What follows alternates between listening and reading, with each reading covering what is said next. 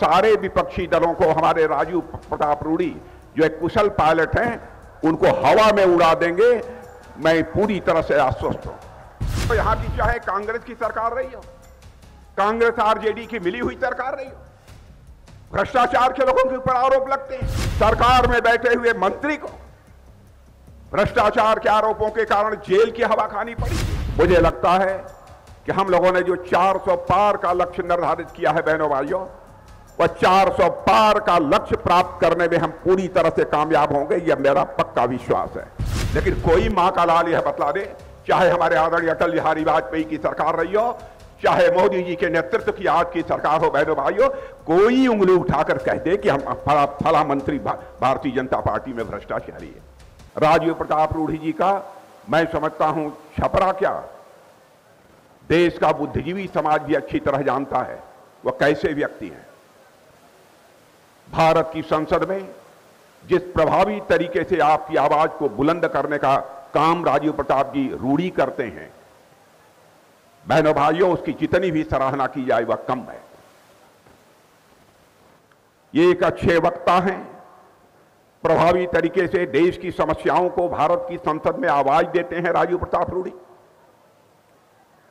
तो एक अच्छे पायलट भी हैं। मुझे पक्का विश्वास है कि इस चुनाव में भी आप सबका इन्हें समर्थन प्राप्त होगा और सारे विपक्षी दलों को हमारे राजीव प्रताप रूडी जो एक कुशल पायलट हैं, उनको हवा में उड़ा देंगे। मैं पूरी तरह से आश्वस्त हूं। मेरे बहनों भाइयों, गुजरात में, सूरत में, गुजरात के सूरत संसदीय निर्वाचन क्षेत्र में विजय का त्रिगणेश हो चुका है।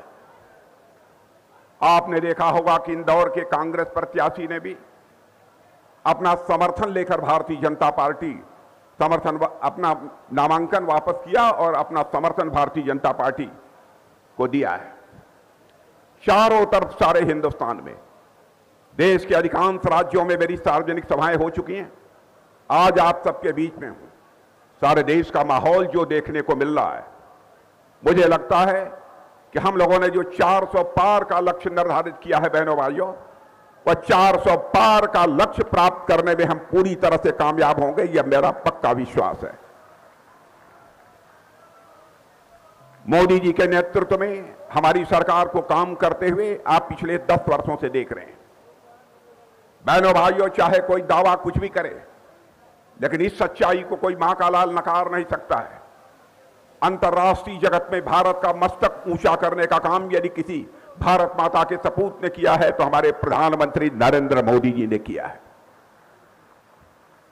पहले अंतर्राष्ट्रीय मंचों पर भारत कुछ बोलता था तो भारत की बातों को जितनी गंभीरता पूर्वक अंतर्राष्ट्रीय मंचों पर लिया जाना चाहिए, लोग नहीं लेते थे।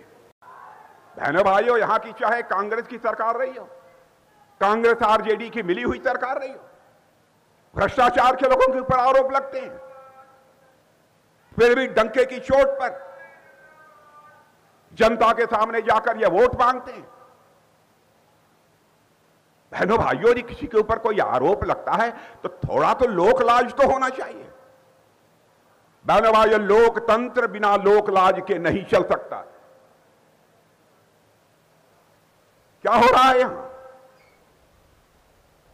मैं जानता हूं आप लोग राजनीतिक दृष्टि से जागरूक हैं। बकाल में सरकार में बैठे हुए मंत्री को भ्रष्टाचार के आरोपों के कारण जेल की हवा खानी पड़ी थी। लेकिन कोई मां का लाल यह बतला दे, चाहे हमारे आदरणीय अटल बिहारी वाजपेयी की सरकार रही हो, चाहे मोदी जी के नेतृत्व की आज की सरकार हो, बहनों भाइयों, कोई उंगली उठाकर कह दे कि हम फला मंत्री भारतीय जनता पार्टी में भ्रष्टाचारी है। कहे तो कोई। आरोप लगाने के लिए चाहे कोई कुछ भी आरोप लगाए।